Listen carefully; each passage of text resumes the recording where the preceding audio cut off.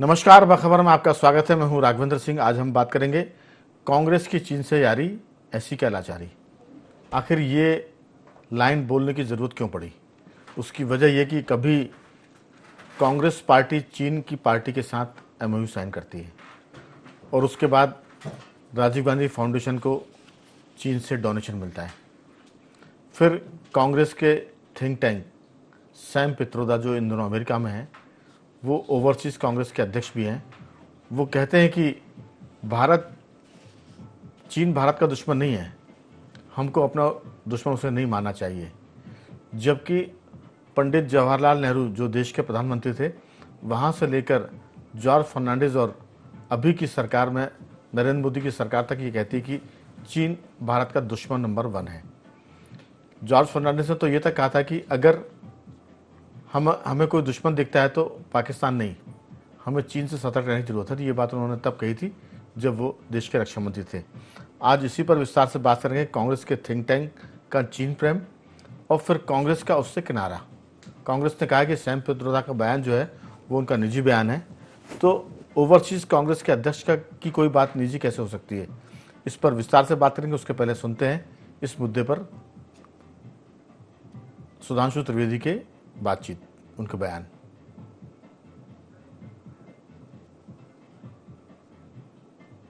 उसके पहले मैं आपको बता दूं कि इस चर्चा में हमारे साथ रहेंगे हमारे 3 मेहमान। मध्य प्रदेश के वरिष्ठ पत्रकार श्री योगीराज योगेश जी स्टूडियो में रहेंगे। हमारे साथ टेलीफोन लाइन पर रहेंगे रमेश सिंह, जियो पॉलिटिक्स के एक्सपर्ट, और स्काइप पे हमारे साथ जुड़ गए हैं जबलपुर से मध्य प्रदेश के वरिष्ठ पत्रकार श्री चैतन्य भट्ट जी। आप सभी का बहुत बहुत स्वागत है। भट्ट जी, मेरी आवाज़ सुन पा रहे हैं आप? जी जी बिल्कुल। चर्चा की शुरुआत आपके साथ की। आखिर पाकिस्तान के साथ कांग्रेस के साथ ऐसा क्या टोटका हो गया है कि जो कांग्रेस के लीडर हैं वही उसको डुबाने के काम में लग जाते हैं? जैसे मैं पुरानी बात करूं, जब सलमान खुर्शीद और मणिशंकर अय्यर और साथ में मैं तीसरा नाम भूल रहा हूं, पाकिस्तान गए थे, तो उन्होंने पाकिस्तान सरकार से कहा था कि हम भारत में भाजपा की सरकार गिराना चाहते हैं, हमारी मदद करिए। ये बड़ा वायरल हुआ था। उसके पहले अगर हम जाएं तो जब डॉक्टर मनमोहन सिंह की सरकार थी, तब राहुल गांधी ने बतौर कांग्रेस के महासचिव चीन की जो सत्तारूढ़ पार्टी, उसके साथ एमओयू साइन किया था। उस वक्त जो है, हाँ, मेरी आवाज आ रही है? लगता हमारा संपर्क अभी उनसे ठीक से नहीं जुड़ पाया। भट्ट जी, मुझे सुन पा रहे? चलिए, जैसे संपर्क होता है उनसे फिर हम बात करेंगे। योगीराज जी, ये जो सारा मामला है, इसको आप किस ढंग से देखते हैं? देखिए राघवन जी, चाइना का जो कांग्रेस का जो चाइना प्रेम है वो देश की आज़ादी के बाद से लेकर अभी तक बना ही हुआ है। ऐसा अटूट प्रेम तो मुझे ऐसा लगता है कि शीरी फरियाद का भी नहीं हुआ होगा, और जितने भी प्रेमी जोड़े हिंदुस्तान में हुए उनका नहीं हुआ होगा जितना कांग्रेस का चाइना से प्रेम है। और इस बात से आप अंदाज़ लगाइए कि संसद में चर्चा चाहे बजट पे हो चाहे संविधान पे हो, लेकिन वो चाइना में राहुल गांधी जरूर जाते हैं और चाइना की उपलब्धियों का वो बखान ऐसे करते हैं। मुझे तो कभी कभी लगता है कि चाइना के राष्ट्रपति शी जिनपिंग भी इतनी अच्छी तरह से चाइना का पक्ष नहीं रख पाते जितना अच्छा पक्ष राहुल गांधी और सैम पित्रोदा रख रहे हैं। और ये हम सबको पता है, जैसा आपने जिक्र भी किया है, जॉर्ज फर्नांडिस से लेके आज़ादी के बाद तक के पूरा इतिहास गवाह है। संयुक्त राष्ट्र संघ में सुरक्षा परिषद की सीट की बात हो तो भी नेहरू ने उनको हाथ में रख के दे दी, जो आज तक भारत उसके लिए भुगत रहा है। 40-50 हज़ार वर्ग किलोमीटर की ज़मीन उन्होंने चाइना को दे दी, उस पर कभी बात नहीं करते। गलवान घाटी में चीन घुसाया, ये बार बार बोलते हैं। वो पता नहीं इनको कौन से नक्शे में दिख जाती है, कहाँ से इनको ये दिख जाता है कि चाइना आपके गले पे आके बैठ गया है। आजकल तो पूरा सिस्टम चल रहा सैटेलाइट से, दिखता है उसमें कौन कहाँ बैठा हुआ है, सबकी सीमाएं तय हैं। और एक बार गलवान में घुसने की कोशिश की तो भारतीय सैनिकों ने लट्ठे से और डंडों से भगा दिया था उन 4 फुटे सैनिकों को चाइना के। तो जब भारतीय सेना का पराक्रम इतना हाई है, भारत का मॉरल इतना बूस्ट है, तो ये जबरन में इस तरह की बातें करके मॉरल डाउन करने की कोशिश करते हैं। मुझे तो ऐसे लोगों पर, चाहे वो सैम पित्रोदा हो चाहे राहुल गांधी हो, इनके खिलाफ देशद्रोह का मुकदमा चलना चाहिए। ये बहुत तीखे शब्द हैं, लेकिन ये बार बार यदि कोई कर रहा है तो इसमें कोई षड्यंत्र नजर आता है।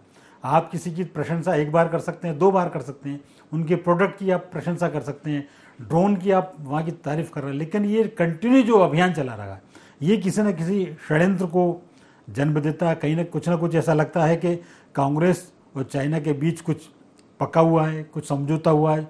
ये तो बात बहुत पहले भी सामने आई थी जी। तो ये बार बार इसके प्रति जो आप भारत में जो बयान देते हैं, ये एक तरीके से जो देश की प्रगति में जो एक तरह से डेवलपमेंट सरकार चल रही है, जो एक द्रुत गति से विकास की रफ्तार पकड़ी, उस रफ्तार को आप कहीं ना कहीं ब्रेकर का काम तो करते हैं। कुल मिला के कह सकते हैं कि एक तरफ राहुल गांधी कहते हैं कि गलवान में चीन घुसाया है, वो हमारे सैनिकों को मार रहा है। दूसरी तरफ सैम पित्रोदा कहते हैं कि वो दुश्मन नहीं है, दोस्त है हमारा। तो ये कांग्रेस के 2 लीडर, एक राहुल गांधी और एक सैम पित्रोदा, किस पे भरोसा किया जाए?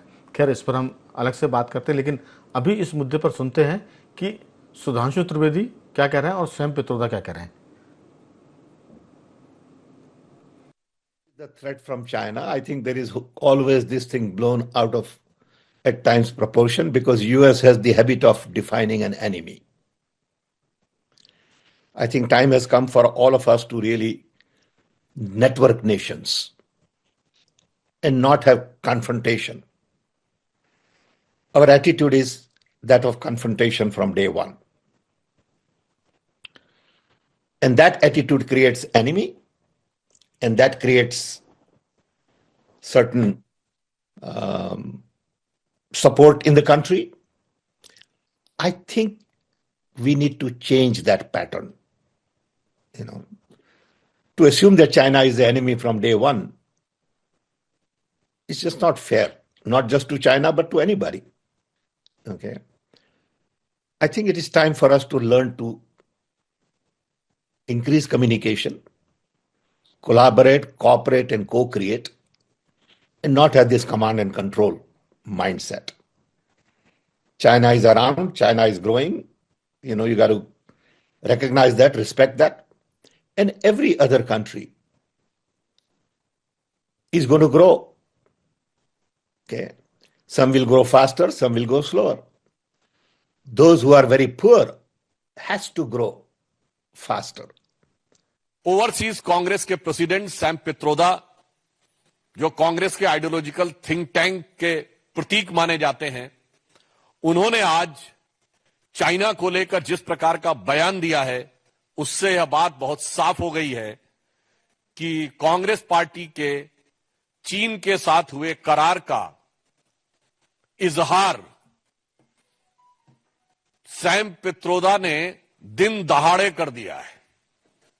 प्रत्यक्ष रूप से साफ साफ दिखाई पड़ रहा है। और ऑन द लाइटर नोट मैं कहना चाहूंगा, हिंदी में कहावत होती है, गुरु गुड़ रह गए और चेला शक्कर हो गए, मगर यहां जो चेला है वो तो गुड़ रह गए और गुरु चीनी हो गए। तो गुरु गुड़ और चेला शक्कर, ये तो अपनी जगह है, लेकिन देश ना तो गुड़ है, ना इसको किसी ऐसे गुरु की ज़रूरत है जो ये कहे कि दुश्मन हमारा दोस्त है। इसी पर हम जानना चाहेंगे कि रमेश सिंह जो जियो पॉलिटिक्स के जानकार भी हैं और उनकी गहरी दिलचस्पी है चाइना और पाकिस्तान के मुद्दे पर। रमेश जी, आप कैसे देखते हैं सैम पित्रोदा के इस बयान को कि चीन को हमें अपना दुश्मन नहीं बल्कि दोस्त मानना चाहिए? रमेश जी, मेरी आवाज सुन पा रहे हैं?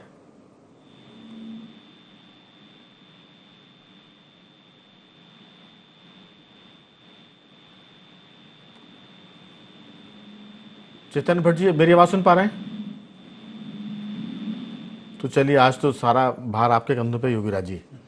आप और हम 2 मिलकर ही जुगलबंदी करते हैं कि ये जो चाइना और पाकिस्तान का मामला है, कभी कभी तकनीक दिक्कत देती है और कभी तो सीधी सी बात यह है कि इस पूरे मामले में मैं आपको बता दूं कि एक छोटी सी जानकारी इसमें है। नाथुला दर्रा 1962 युद्ध के 5 साल बाद चीन ने सिक्किम के नाथुला दर्रा पर हमला किया था और अभी भी चीन की नज़र जो है वो सिक्किम के साथ हमारे उस पर भारतीय भूमि पर बनी हुई है। इस बीच अच्छी खबर यह है कि चेतन भट्ट जी से हमारा दोबारा संपर्क हो गया है। चेतन भट्ट जी, मेरी आवाज़ सुन पा रहे हैं? जी, सुन पा रहा हूँ। दरअसल हमने अभी इस बीच में उनको भी सुना, सैम पित्रोदा को भी, और काउंटर में सुधांशु त्रिवेदी ने भी बात की और उन्होंने कहा कि गुरु तो गुरु चेला शक्कर हो गए। जिस तरह से राहुल गांधी कई बार बात करते थे कि चीन को लेकर, उनसे काफ़ी आगे निकल गए हैं सैम पित्रोदा जी। आपकी राय, जब पंडित जवाहरलाल नेहरू जी देश के प्रधानमंत्री थे, पंचशील का सिद्धांत पूरी दुनिया में बहुत जोर शोर से चल रहा था और नेहरू जी इसको लेकर बड़े आशान्वित थे, लेकिन जब चाइना ने धोखा दिया, हिंदी चीनी भाई भाई के नारे को दरकिनार करके हमला किया, तब एक तरह से भारत या शांति के प्रतीक माने जाने नेहरू जी को इसका सदमा लगा और वो बीमारी पड़ गए थे। उसके बाद से लगातार चीन जिस ढंग से आक्रामक है, हमारे कई बार अरुणाचल, मेघालय के जो इलाके हैं उनको अपना जताता रहा है, उस क्षेत्र के नामों को भी उसमें चीनी नामकरण कर दिया है। ऐसे में कैसे विश्वास किया जाए सैम पित्रोदा जी की बात पर, जो ओवरसीज कांग्रेस के अध्यक्ष हैं, कि चीन हमारा दुश्मन नहीं बल्कि दोस्त है? आपकी टिप्पणी कि ये माजरा क्या है? देखिए, ये चीन का जो मसला है ये बहुत संवेदनशील है, इसमें कोई संदेह की बात नहीं है। जब 62 में जब युद्ध हुआ तो उसके पहले तो ये नारा था कि हिंदी चीनी भाई भाई, लेकिन जब 62 में चीन ने आक्रमण किया तब उसके बाद से भारत और चीन के बीच में जो कटुता बनी है वो आज तक इतने लंबे अरसे के बाद भी कम नहीं हुई। दूसरी बात जो है कि चीन जिस तरह की तकनीकी में बहुत उन्नत है और जिस तरह के सस्ते सामान बनाता है और वो भारत को भेजता है, आप देखिए कि तमाम चाइना की चीजें भारत में बिकती हैं और वो इतने कम दामों में बिकती हैं कि इसलिए यहाँ की इकोनॉमी पे भी कहीं ना कहीं इसका असर पड़ता है जी। जहां तक सैम पित्रोदा की बात है तो सैम पित्रोदा तो हमेशा से ही इस तरह के विवादास्पद बयानों के लिए जाने जाते हैं। कई बयान उनके ऐसे आए जिसमें उनको कांग्रेस को ऑकवर्ड की स्थिति में पैदा कर दिया। फिर बाद में ये कहा गया कि नहीं, ये सैम पित्रोदा का अपना निजी बयान है, इससे कांग्रेस इत्तेफाक नहीं रखती। लेकिन सवाल इस बात का है कि जब उनको एक बार ओवरसीज कांग्रेस से हटा दिया गया था, उसके बाद फिर उन्हें वहीं भी पदस्थ कर दिया गया और फिर उन्होंने इस तरह से चाइना के बारे में बयान दिया। देखिए, चाइना के बारे में तो लगातार ये बात चल रही है कि चाइना सबसे बड़ा दुश्मन है, पाकिस्तान की तो हैसियत है नहीं है भारत से मुकाबला करने की। लेकिन चीन आज भी बहुत ताकतवर देश माना जाता है और इसलिए उसकी निगाह भारत की सीमाओं पर है।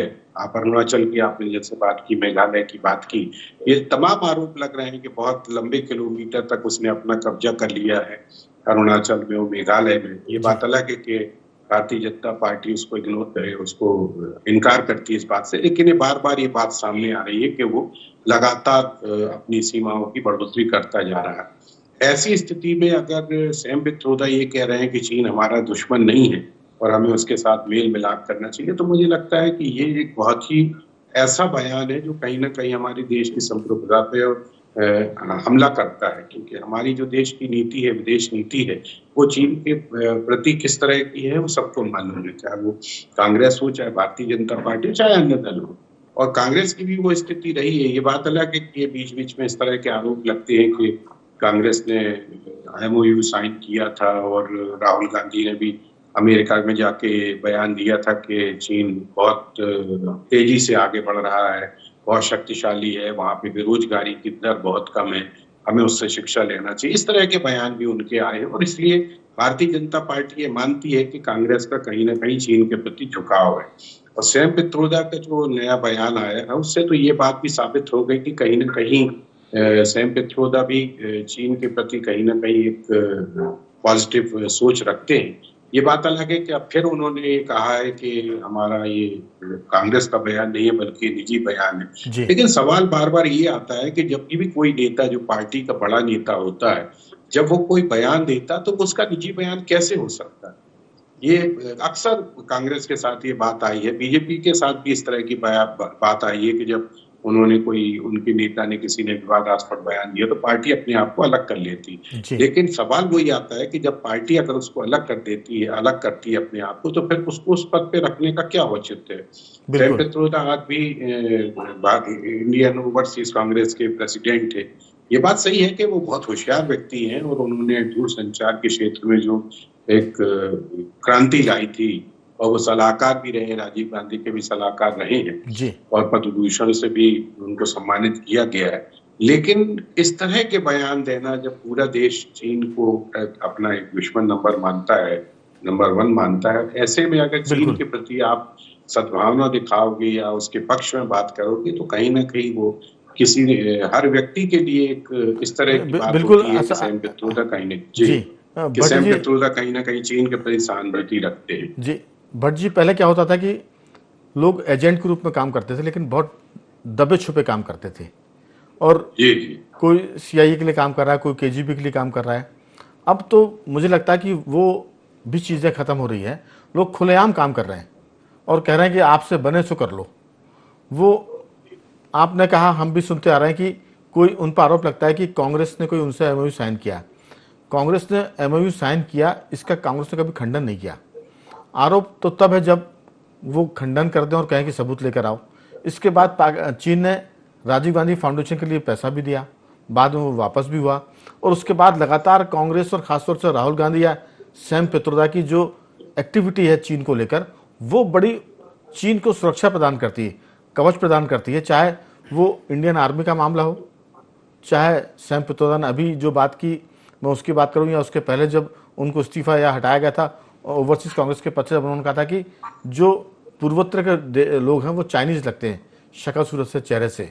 जो उनके बयान थे वो बहुत भारतीयता को सदमे में डालने वाले थे। तो कई बार जो हम जिक्र कर रहे हैं, क्रमवार की बात करें तो मणिशंकर अय्यर और सलमान खुर्शीद पाकिस्तान चले जाते हैं, उनसे कहते हैं कि मदद करो बीजेपी की सरकार को हटाने में। फिर वो सर्जिकल स्ट्राइक पे कहते हैं कि सबूत दो। तो ये बहुत सारी चीज़ों को जब जोड़ते हैं खबर के नज़रिए से, तो ये बहुत डरावनी शक्ल पैदा करती है। मैं लौटूंगा आपके पास योगी राज जी। दरअसल मैं जिक्र कर रहा था कि जो चीन का रवैया है वो भारत के हित में तो कभी रहा नहीं। सैम पित्रोदा जी को कैसे दिखता है ये वो जाने, लेकिन जब हम किसी के वकील बन जाते हैं, एजेंट हो जाते हैं, तो हम उसकी हर अच्छी बात को बताते हैं, खराब बात को भी उस ढंग से पेश करते हैं कि ये तो बदबूदार चीज़ नहीं बल्कि बहुत खुशबूदार चीज़ है।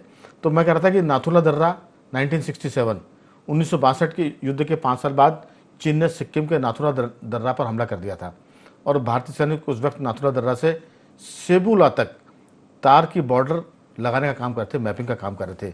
फिर 1975 में तुलुंग में अरुणाचल में ये घटना हुई जहां असम राइफल्स के गश्ती कर जवानों पर चीनी जवानों ने हमला कर दिया। फिर 87 की बात करें तवांग की, उस वक्त ली जिनयांग सत्ता में थे और विस्तारवाद की वो तैयारी कर रहे थे और यहाँ कब्जे की बातें हो रही थी।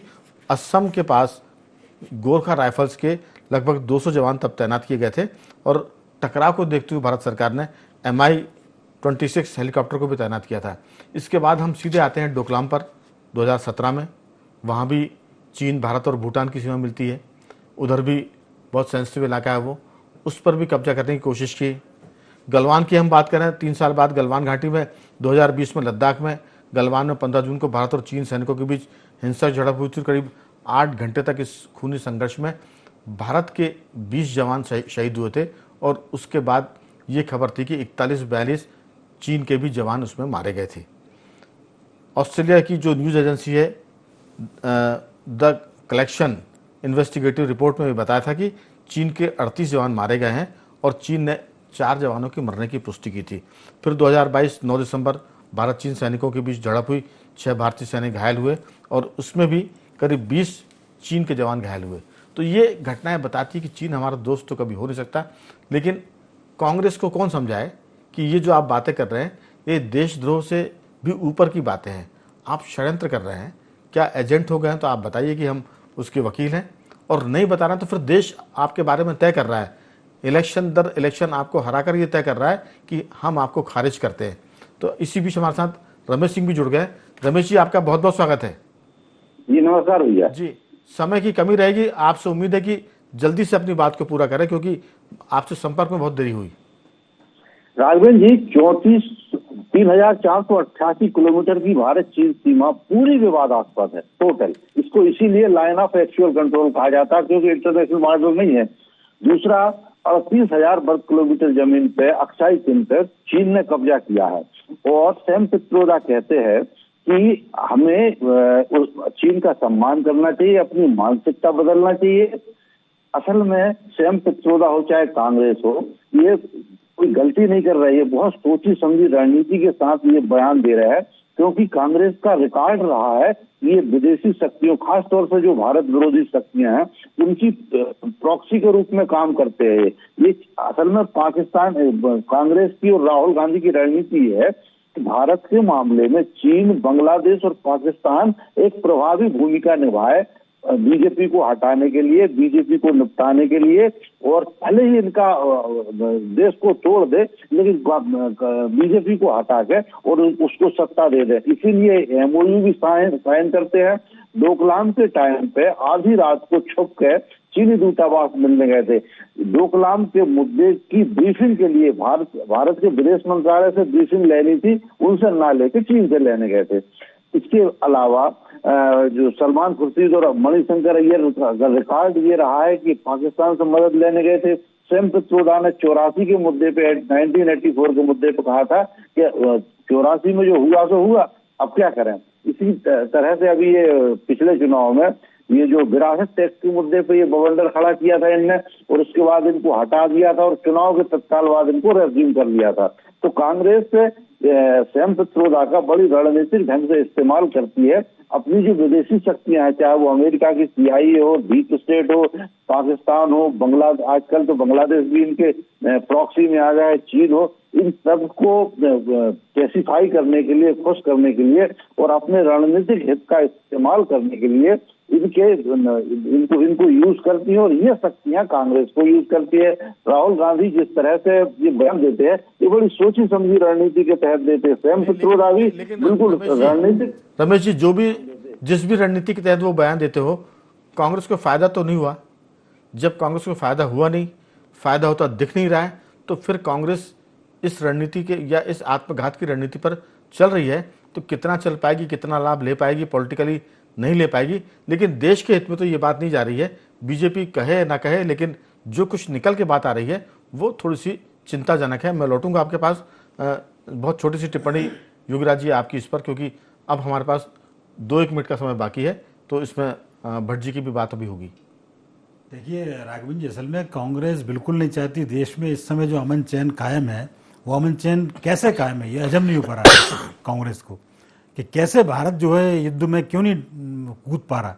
जब पाकिस्तान हमारा दुश्मन था तब इनका पाकिस्तान प्रेम जग जाहिर था। आज चाइना हमारा दुश्मन है तो चाइना से आपका प्रेम जग जाहिर है। और आपने क्या किया? यदि आप इतने समझदार हैं, आपको ये सब पता है, आप तो सब कुछ कर चुके हैं। उनसे आप MOU कर चुके, आप उनके बहुत अच्छे मित्र बन गए, आप भारत चीनी भाई भाई का नारा दे दिया, फिर भी आपको हासिल क्या हुआ? चाइना ने जब आपके साथ दगा किया।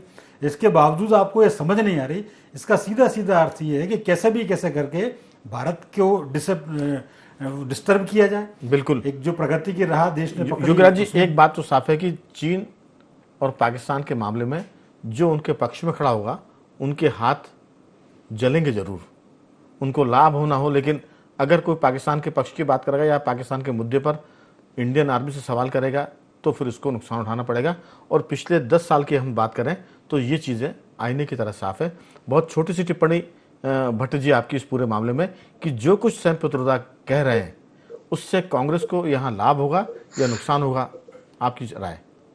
नहीं, देखिए, कांग्रेस को तो हमेशा से नुकसान हो रहा है, और उसका तो पिछला इतिहास आप देख लीजिए कि कहाँ उनको विजय एक्चुअली हासिल कहीं नहीं हो पा रही है। तो ऐसे विवादास्पद व्यक्ति को अगर आप अपने साथ रखोगे, जिसके बयान कहीं ना कहीं देश की संप्रभुता और अखंडता के खिलाफ जाते हैं, तो आपको नुकसान होगा। लेकिन कांग्रेस के संग सबसे बड़ा दिक्कत यही है कि वो किसी चीज में निर्णय नहीं लेती। ये कह देना कि हमारा बयान नहीं है, इससे कोई समस्या का हल नहीं होता। जो बयान दिया है सैम पित्रोदा ने, और वो आपका एक वरिष्ठ पदाधिकारी है, अगर उसका बयान आप कह रहे हो कि हमारा पार्टी का बयान नहीं है, तो ये किसी के गले से नीचे नहीं उतरती ये बात। कांग्रेस को सोचना होगा और देखना होगा, और अपने तमाम नेताओं को इस बात की ताकीद करनी होगी कि कोई ऐसे बयान ना दिए जाए जो देश की जनता को भी आंदोलित कर सकते हैं। बिल्कुल। देखिए, चीन को लेके जिस तरह से जनता के मन में भी एक संशय है और एक दुश्मनी का भाव है, अगर उसको आप इस तरह से प्रचारित करेंगे कि नहीं वो हमारा बहुत अच्छा मित्र है, और अपने पोस्ट के बारे में वो उनकी भाषा से ये लग रहा है कि भारत आक्रमणकारी है, जबकि चीन हमेशा से आक्रमण करता आया है भारत। बिल्कुल भट्ट जी, कांग्रेस के वरिष्ठ नेताओं को भी सोचना होगा। भट्ट जी, दरअसल इस पूरे मामले में आपके कांग्रेस के मन में कुछ भी हो, कम से कम उसको इस बेशर्मी के साथ उजागर तो ना करें।